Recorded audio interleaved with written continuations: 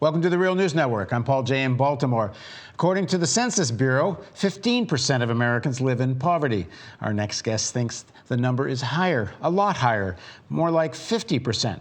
Now joining us from Chicago to discuss all this is Paul Buchheit. He's a teacher at DePaul University in Chicago. He's the founder and developer of the social justice website US Against Greed. Thanks for joining us, Paul.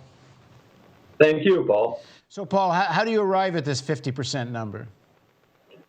Well, it's needless to say a controversial figure. Half of America, or close to half, in poverty. But the Census Bureau, their own figures, they're conservative, and they admit they have something called a supplemental poverty measure in which they show that perhaps twice as many, perhaps 30 or 35% of Americans are in or near poverty. And then I researched a lot of different reputable sites. The Economic Policy Institute has some excellent figures about wealth. And if you study those figures, you'll see that almost half of America, 47%, to use Mitt Romney's famous number, have zero wealth. Their debt outweighs their assets. So that's wealth. But even going back to income, annual income, the median income in America is $34,000. According to the Social Security Administration, it's less. It's $30,000. Now, consider that means half the families in America are making $30,000 to $34,000 or less. And to be eligible for food assistance for SNAP, you can make about that much, 130% over the official poverty level, which comes to about $30,000.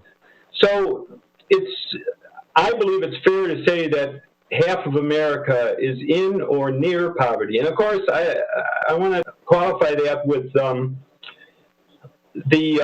thought, which I received from a lot of readers, that of course poverty in the United States is compared to the rest of the world is not poverty in their eyes, and sure, that's understandable and a sad situation. But we're just talking about Americans here, and half of them are in a condition of that's close to what the Census Bureau and Social Security and others would call poverty. And in the article you wrote, you had some other examples how you get to this 50% number. Well, yes. First of all, consider that take a family, even somebody in the upper half of America making $60,000, they're going to pay about 20% of that in taxes. Not so much federal taxes, but state tax, local tax, payroll tax, excise taxes.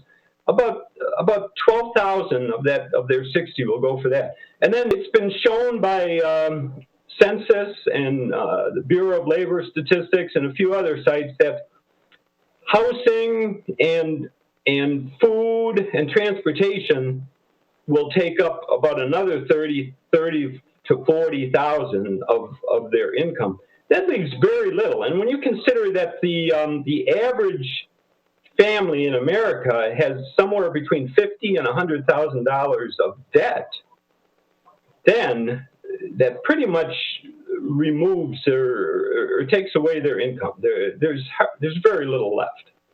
So in the next part of our interview with Paul, I'm going to ask the question, given all of this, that perhaps as many as half of Americans are living in poverty, then why aren't half of the Americans screaming blue murder? Because people may be pissed, but they don't seem to be screaming. They don't seem to be organizing or doing all that much about it. Certainly some are, but nowhere near the numbers we're talking about.